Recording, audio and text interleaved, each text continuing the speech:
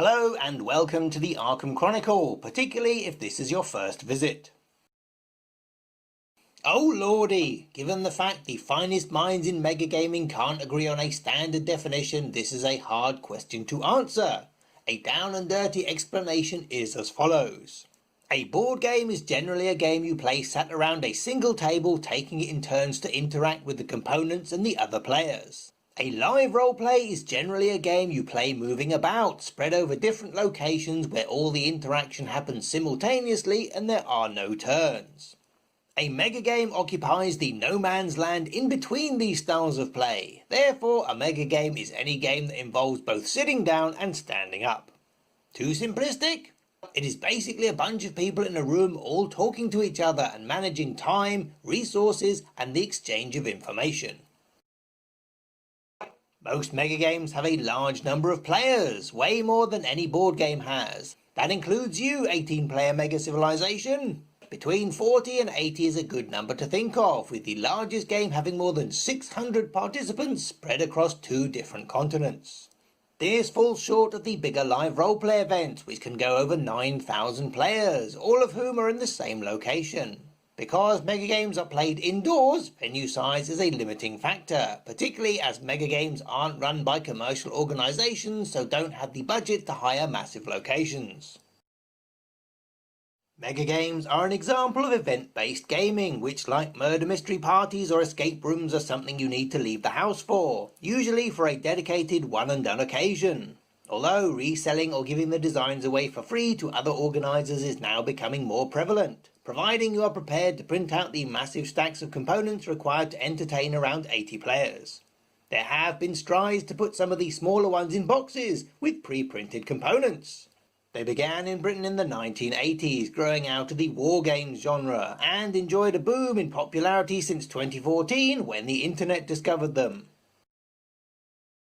There are some historical megagames, or those based on fictional works, where you do play a named individual such as Pope Gregory the Great or Ned Stark. But the majority of games give you a title such as Scientist, Diplomat, Mayor, General, Minister, and so on.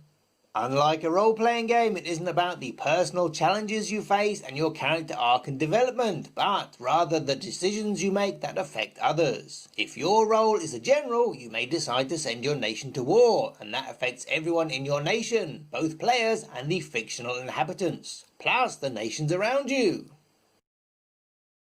Another common aspect is players are grouped into teams such as cities, states, nations, planets, corporations, or ideologies. These will often have a leader like a king or a CEO or other command structure. Each player generally performs an exclusive role, such as the Minister for Trade, Commander of the Fleet, or representative to the United Nations.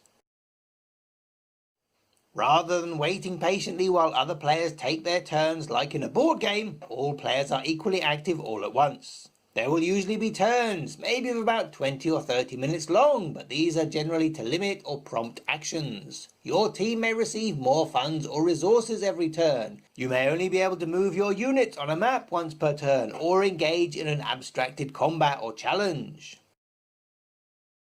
The reason for having such a large player count is so that you can't talk to all the other players or absorb all the information available. You need to prioritise what is important for your team and your role and any objectives you have. A great megagame has you run around like the proverbial headless chicken, trying to influence and understand as much as possible.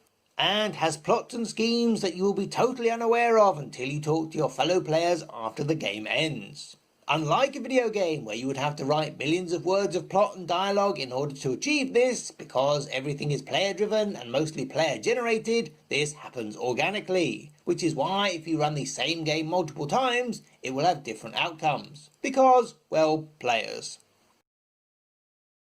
In a role-playing game you are allowed to depart from the rules because you have a GM there to adjudicate what happens. In a megagame you have control staff that can fulfill the same function. If you want to come up with an out-of-the-box plan, a smear campaign against your rivals, a coup to overthrow your team leader, or anything not covered in the rules, you can. The game staff will tell you how realistic it is, what resources you would need, and the effects if you decide to go ahead and do it. Every game is different according to how much free-forming they encourage, but the more flexible a game, the more unique experience the players can have.